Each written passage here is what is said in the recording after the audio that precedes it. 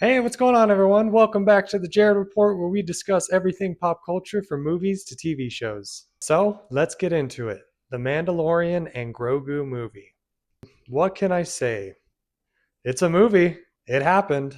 After a 7-year hiatus, this is the movie that Disney decided to put out. Now, don't get me wrong, this is not a bad movie. It was actually a little better than I was expecting it to be. But did it add anything new to Star Wars? No, it didn't. And they played it extremely safe. Now, before I go too deep into it, kind of want to discuss the state of Star Wars as of today. I have been a Star Wars fan for as long as I can remember. I grew up with the prequels. Obviously, the original trilogy holds a special place in my heart.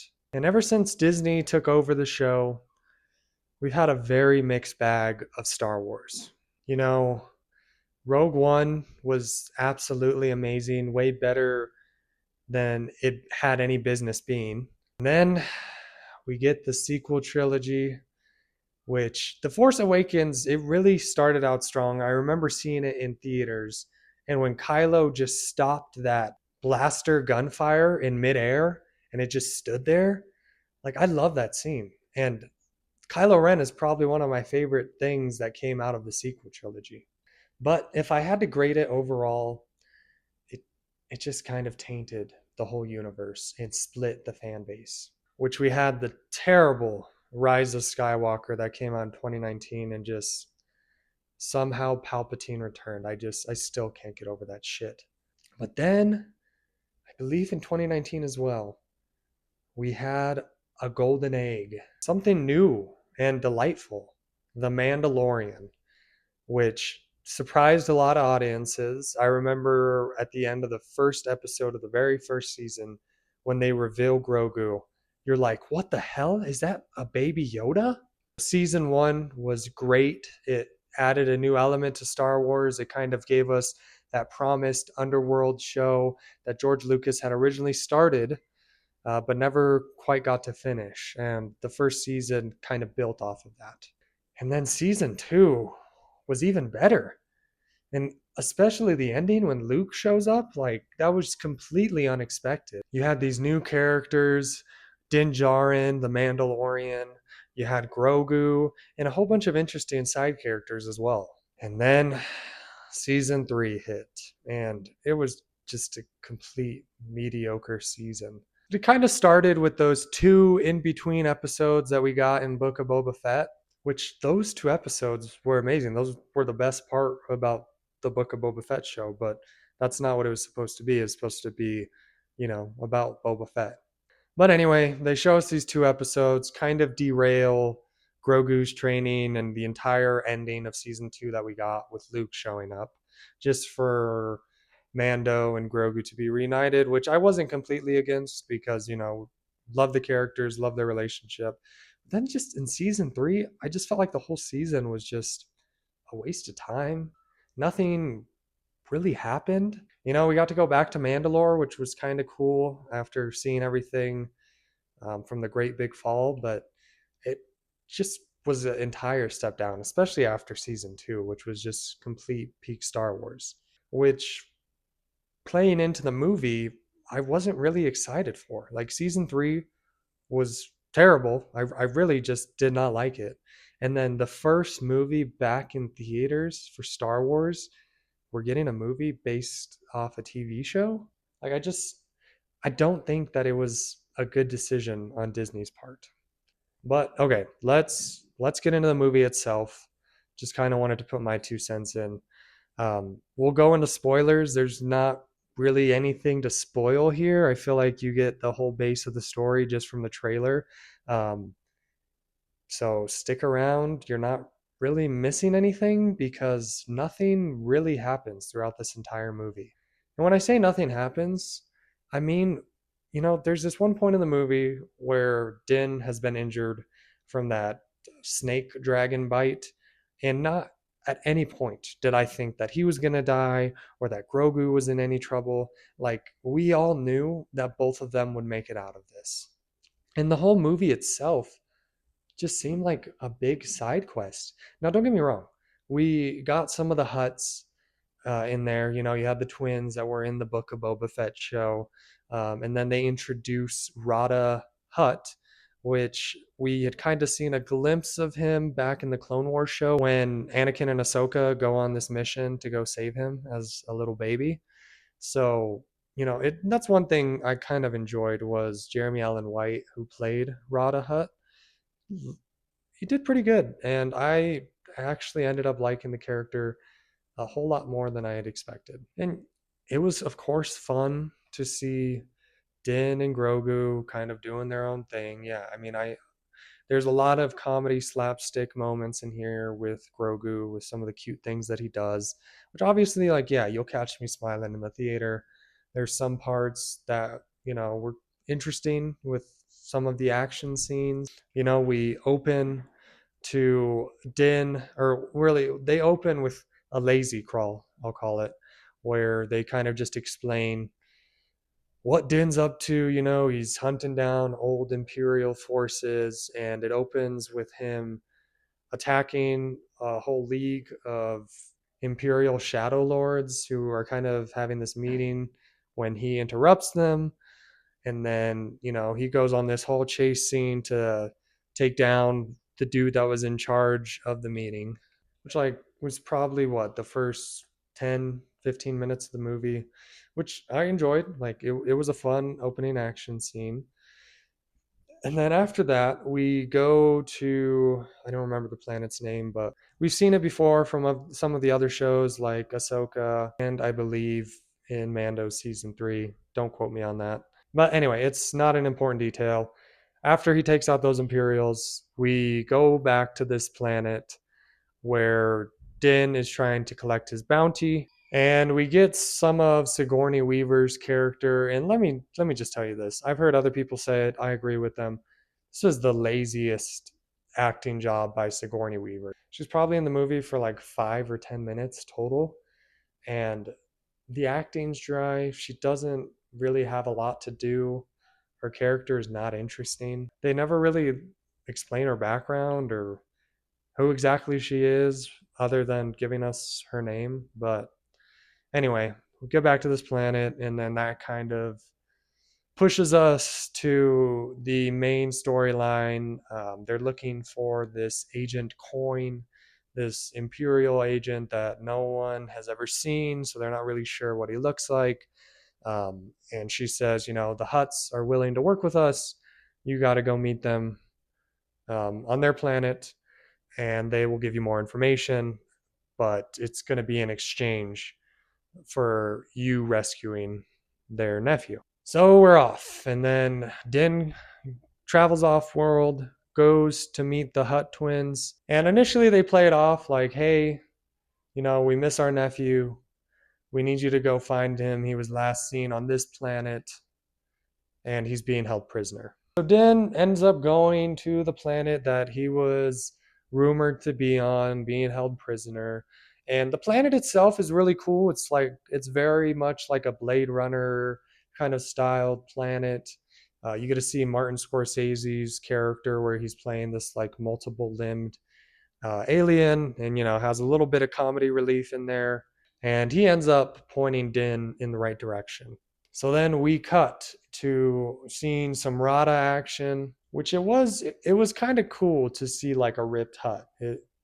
Something new. Anyway, this is kind of our first glimpse that we get into the Rada character, which we see in the trailers, where he is fighting in this gladiatorial arena. And then after that, Din tries to convince him, you know, to come with him. And Rada just basically tells him, like, tomorrow's my last fight. I'll be free. I'll be making money. I don't want to go with you. So Din's like, well, who owns your contract or whatever? And he ends up telling him, which I don't remember off the top of my head. And honestly, guys, really don't care about trying to go too deep into detail about things. I'm going to try as hard as much as this movie tried. So Din goes and visits this crime lord, tries to buy him out of Rada's contract, and he basically tells Din, like, no, the match is fixed. He's going to end up dying tomorrow anyways. But you could take this salt, I think it was salt or something, place a bet against him and win some money. Can make a lot of money together, is what he keeps telling Din. And Din's like, nah, I'm good, man. Don't need this. And when oh yeah, before he got to talk to this crime lord, there was this bar fight scene. It was all right. It was fun. Um, but Din basically turns him down, takes that rock that he gave him, and just like leaves it in one of the goons' drinks. He goes back to Rada and he's like, well, we're gonna have to do this the hard way. And Rada yells out, he's back. And they end up gassing Din and Grogu. And when he reawakens, he is in the arena with Rada, and then Grogu is up in the stands with the evil crime boss in a cage. Which then in this scene, they introduce a whole bunch of different like alien creatures, which I didn't realize at first, but apparently it's like an Easter egg, a callback to the game that Han and Chewie are playing in A New Hope. Which I thought it was cool, and the whole fight scene with all the monsters is entertaining. Din and Rada team up and end up fighting off the monsters, and the monsters end up escaping out of the arena, and everyone just kind of scatters in panic. And then the crime boss is ultimately captured because Din's getting ready to take Rada back to the twins. And he's like, I'm looking for this agent coin. They're going to let me know. And he's like, oh, yeah, this dude's whatever coin. And it turns out that this evil crime boss was this Imperial agent that they were looking for the whole time. So Din, he ends up double crossing the Hutt twins. He lets Rada go because Rada was basically saying, like, they're going to kill me. That's the only reason that they want me is, without me in their way, they have every right to the throne. He double crosses them. Rada goes free. And I think they're chilling at their little hut, him and Grogu, that we see at the end of season 3. And then a bounty hunter that we had seen previously in Clone Wars, he ends up coming for Mando because he was sent by the twins and ultimately ends up capturing him. Grogu is left behind, and a whole bunch of the little Babu freak like dude from the sequel trilogy. There's like 4 of them that are friends of Din. They were over when Din and Grogu got attacked. So Grogu's left behind with them. They end up going to rescue because not only did they take Din, they took one of the little Babu freaks. So they want to help Grogu go get his dad back. And they also want to go get I think it's their brother, which was another funny point in the movie because they're getting ready to go and you see this tiny little spaceship that they'd all get into and just take off back to the Hutt's world. Anyway, they go off to rescue Din. We cut to Din talking to the Hutts. And this was another weird point for me because the Hutts were just speaking in common or basic, I think it's called. And it was really strange because Rada speaks in it the whole movie. But one of the twins switches from speaking Huttonese, and it was just kind of weird. Like, I don't know. It's a personal preference, but I thought it was strange. But anyway, they removed Din's helmet, and they're like, well, this will pay plenty because this is Beskar. It's priceless. And they end up throwing him in a pit, kind of similar to when Jabba had thrown Luke in a pit and he faced off against the Rancor. But this time, Din goes and faces a snake dragon. And, it was a cool looking creature. But again, did I ever think Din was in any danger? No, not at all. Grogu and the Baba Freak dudes end up getting there in time and freeing Din out of the pit. And they end up all escaping. Din ends up helping the little Babu Freak dudes get off world. And initially he tries to leave, or, tries to tell Grogu to just go with them. He'll be all right, which Grogu doesn't end up going. And Din ends up fainting later because of the venom from the snake dragon. And let me tell you what, I've heard some other people talk about how slow this next sequence of scenes is. And this is one of the points in the movie where I am trying not to fall asleep. I did doze off a few times. But anyway, Din is like passed out. Grogu builds like a little mud hut around him, and he is kind of foraging for things, and he ends up taking fish from this like lizard dude, and him and this lizard dude have like an exchange. um, but like I said, guys, like, was I ever concerned for Din not making it through this? No, I already knew he was going to be fine. Was I ever scared that Grogu was going to get captured or something bad would happen to him? No. This whole movie just played it safe. But anyway, let's wrap it up a little bit. He ends up getting this like antidote from that lizard dude that he had an exchange with. Din gets better. They end up going to confront the Hutts. Din has this big final showdown with a couple of the like droid guards that we had seen earlier in the film, that were just kind of sitting there, which I already knew, like, oh, they're going to come into play later. Sure enough, he makes it through. He has to face off against them. He gets in the Hutt's like throne room and ends up, getting his helmet back from them and facing off against that bounty hunter that had originally captured him. In the end, they defeat the twins. The resistance come in to save the day because the little Babu freak dudes had went back and warned them what was going on. Um, Rada ends up wanting to join the resistance, which I thought, might come into play sometime in the near future, and kind of interesting to see this whole Rada storyline and kind of what he has become. I will give the movie that. But then the movie just ends, no after credit scenes, nothing. And I just felt like meh at the end of everything. And it's kind of like the same criticism that I'm seeing around on YouTube, in the reviews, everything. Like, everyone is saying, it's not a bad movie, but doesn't really do anything. And I'm kind of in the same boat. Like, it's not a bad Star Wars film.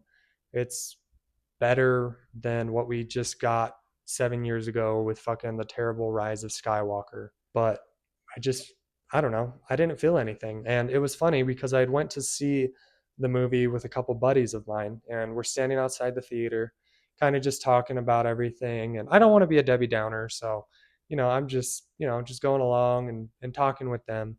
And we get interrupted by another person, and he had just seen the movie too. He just came out with us, and he comes up and he asked my buddy, like, did you feel anything? he's like i I wasn't expecting much, but I don't know, I feel like Star Wars used to make me feel like something, and this movie, I didn't feel anything. And I feel like that really resonated with me because I felt the same way. Like, I mean, we already knew. And this is what I told the guy. I was like, we already knew there's going to be no stakes in this. Din is going to make it out unscathed.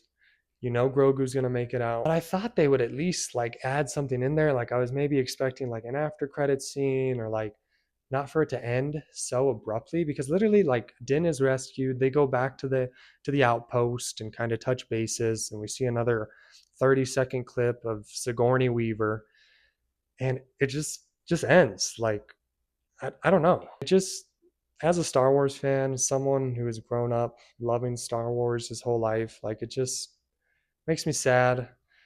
Not really too excited for the future of Star Wars. I love Dave Filoni. I know a lot.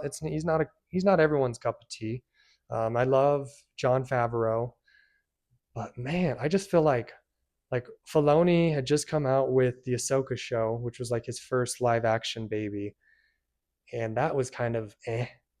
And then this too, like, I don't know, man. And he's in charge. I think he's the co-CEO of Lucasfilm, with someone else. I can't remember their name, but I really hope that we can kind of get back that magic and that nostalgic feeling that Star Wars used to bring.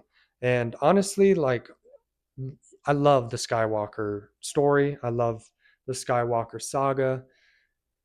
it is what Star Wars has always meant to me. But I think it's time to move on. I've heard other people talk about it, and I seriously think like we just need to move past everything. We need to jump forward like 200 years into the future and just get some new stories. Or I'd honestly love a take on like the Knights of the Old Republic.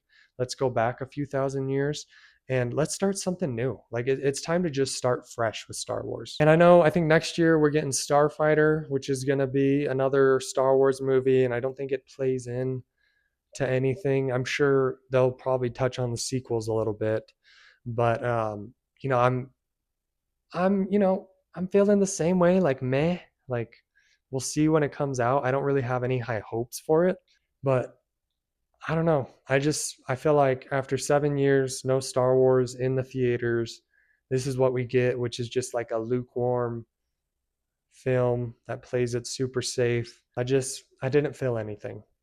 And it's kind of hard because I mean, we just had Maul Shadow Lord that ended at the beginning of May. And I didn't do a review for that one, but that was beautiful. Like that was a great show. That's what I'm saying. Like we get this mixed bag of Disney Star Wars, like where we started off with Rogue One and then bled into the sequel trilogy, and then we had the weird solo movie that did better than this movie, by the way, in terms of opening weekend numbers. I know it was reported that it had made $100 million opening weekend, and Solo had only made, I think, like 80 something. But that's accounting for the 4 day weekend, which was Friday, Saturday, Sunday, and Monday for Memorial Day. But just counting Friday through Sunday, it made what, $81 million, which is less than Solo made. So that kind of paints the picture where Star Wars is standing right now. Strong characters like Din Djarin and Grogu are performing less than that terrible Solo movie. I don't know what to say, guys. I'm not really looking forward to a lot of Star Wars projects that we have coming up. But anyway, guys, that is The Mandalorian and Grogu. I honestly just highly recommend just waiting for this movie to come out on Disney Plus, where it'll be in a few months. It's not going to do well, I don't think. And if I had to rate it on a scale of 1 to 10, probably a 5. I mean, it's just an average movie. It doesn't do anything. It has some fun action sequences. Obviously great visual effects. The acting is subpar. I mean, we get Din most of the time, who has a helmet on, so we don't get see a lot of his emotions. And then Sigourney Weaver, who just has no emotion. It was cool to see Zeb. Like I love Rebels, so it was nice to see Zeb more involved in the movie than I thought he would be.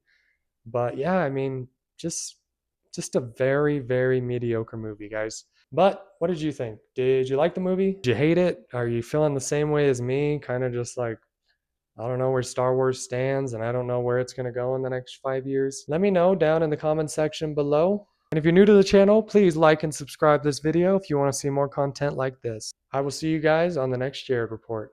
Adios, my friends.